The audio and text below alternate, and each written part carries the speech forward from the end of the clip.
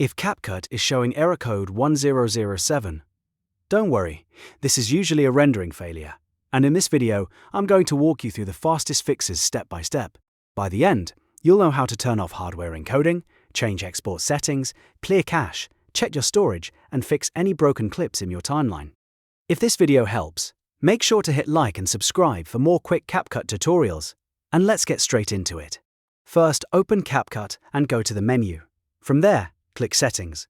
Then head over to Performance. In this section, you should see an option that says Speed up hardware encoding. If that option is turned on, uncheck it.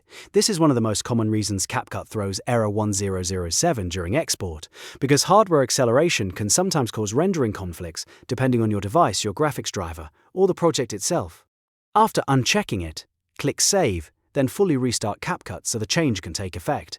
Once CapCut reopens, try exporting your video again and see if the error is gone.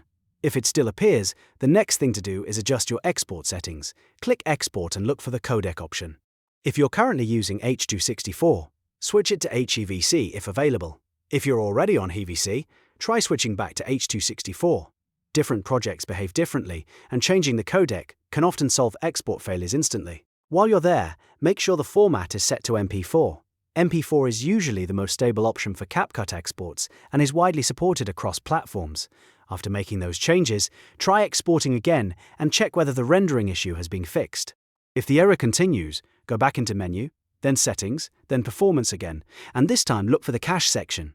Click Delete next to cache size to clear out temporary files. A full or corrupted cache can absolutely trigger export errors, especially if you've been working on the same project for a while. Clearing cache gives CapCut a fresh start and can remove damaged temporary data that may be interfering with rendering. At the same time, make sure your drive has at least 3 to 5 gigabytes of free space. If your storage is nearly full, CapCut may fail when trying to render the final file, even if the project itself looks fine.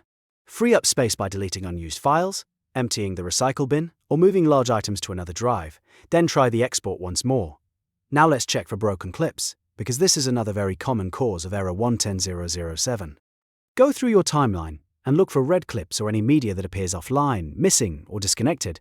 These clips often mean CapCut can't find the original file location, and that can break the export process. If you find any red clips, right-click them and choose Relink Media, if that option is available. Then browse to the original file and reconnect it. Once every missing or broken clip has been repaired, your timeline should be much more stable and ready to export. At this point, try your render again. In most cases, one of these fixes will solve CapCut error code 1007. If not, the issue may be tied to a specific clip, effect, or codec conflict, so testing the export after removing one element at a time can help you isolate the problem. The main thing is to work through these steps in order.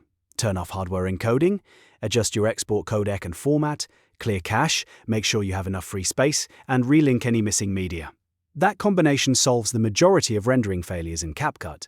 If this tutorial helped you out, please tap the like button, subscribe for more CapCut fixes, and leave a comment if you want more troubleshooting videos like this. Thanks for watching, and good luck getting your export working again.